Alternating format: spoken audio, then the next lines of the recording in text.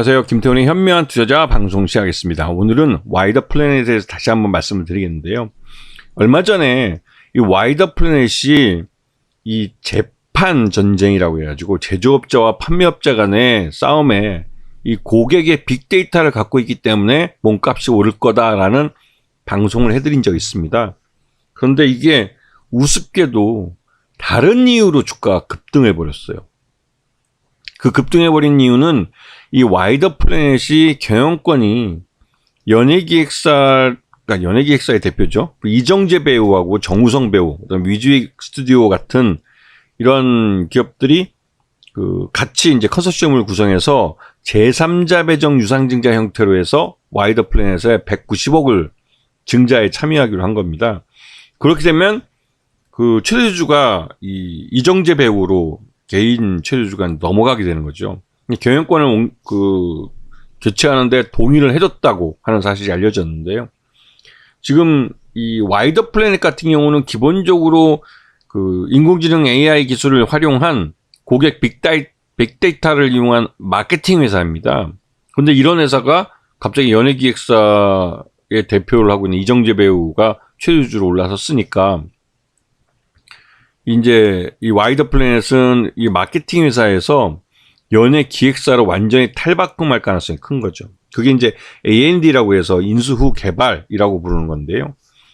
이거를 지금 이제 이정재 배우가 제3자 배정 유상증자가 다 끝나게 되면 190억이라는 현금이 들어있는 회사의 최대주주가 되는 겁니다.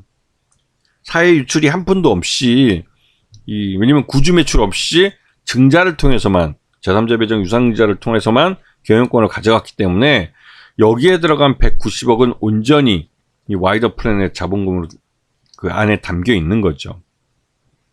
근데 이렇게 불리한 그 기준을 받아들인 건 기존 사업, 모바일 마케팅 광고나 뭐 PC 마케팅 광고나 이런 것들에서 지금 수익을 내지 못하는 규모 경제를 달성하지 못한 상태에서 이 회사가 상장한 이후에 무리하게 CB와 BW 전환사채와 신주인수권사채를 발행을 했습니다. 그러면서 당연히 이제 그 돈이 들어왔으니까 마케팅 비용이 들어왔고 해서 돈이 좀 벌 줄 알았는데 지금 뭐 3분기 연결 포괄 손익계산서를 보시면 아시겠지만 영업 손실도 나고 있고 단기순 손실도 계속 나고 있어서 이 전환사채나 이 신주인수권부 사채의 사채권자들한테 이 조기 상환권을 행사할 경우에 여기에 응해줄 자금이 부족할 수도 있어요.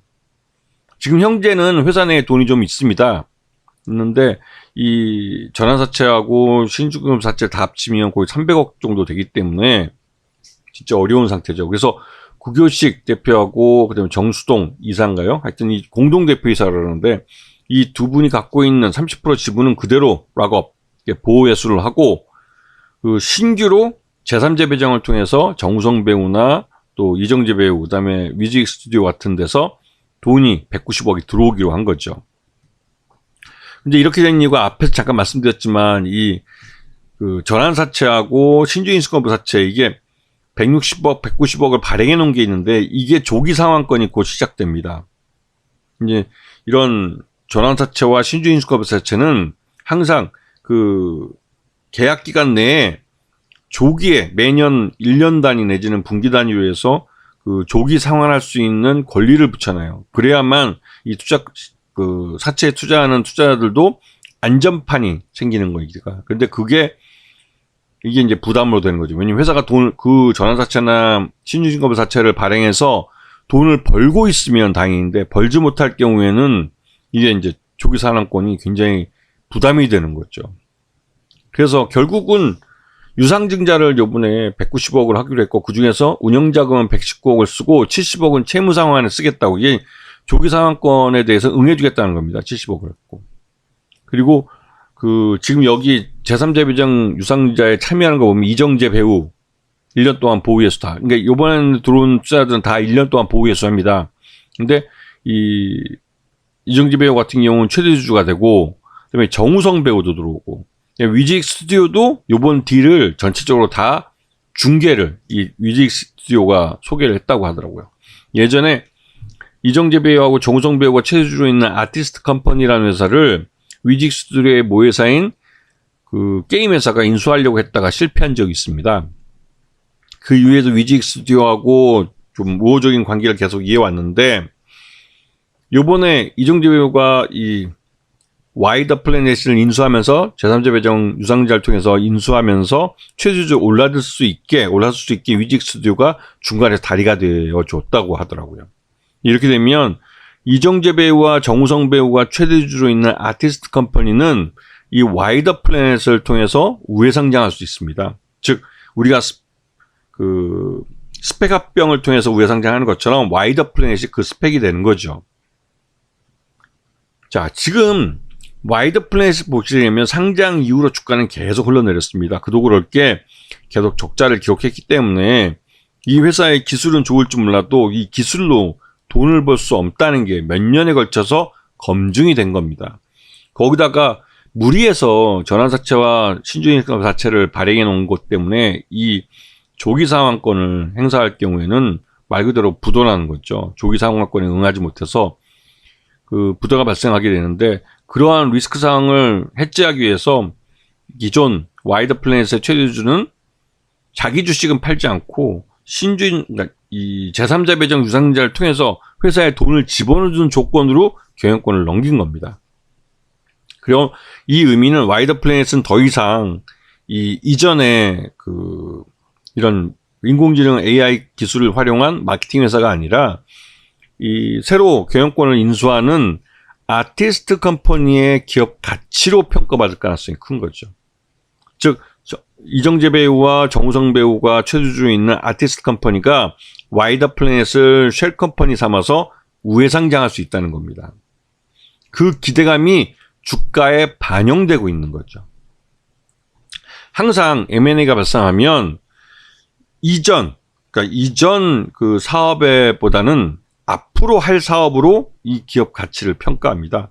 그런 면에서 와이더 플래닛의 기업 가치는 앞으로 좋아질 가능성이 크다는 거죠. 물론 전환사채와 그 BW도 그 조기 상환권을 행사하지 않을 가능성이 있어요. 하지만 그러니까 BW하고 CB의 조기 상환권이 지금보다 주가가 굉장히 높을 때 한 13,000원인가 이렇게 되는 걸로 알고 있는데요. 그러다 보니 지금 주가대로는 도저히 거기에 응할 수 없죠.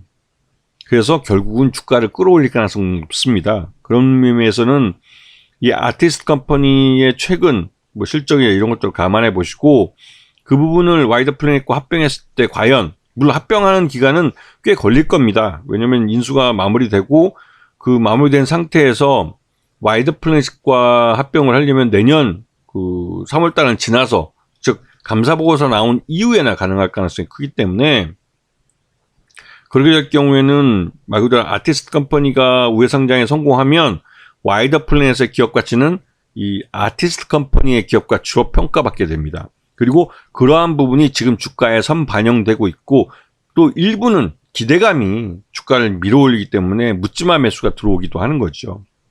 그래서 지금은 이제 와이더 플래닛은 더 이상 인공지능 AI 관련된 마케팅 회사가 아니라고 보는 게 맞습니다. 그냥 연예기획사, 아티스트 컴퍼니라고 보시는 게 오히려 와이더 플래닛의 가치에 대해서 생각할 수 있는 좋은 방법이 아닐까라는 생각이 듭니다.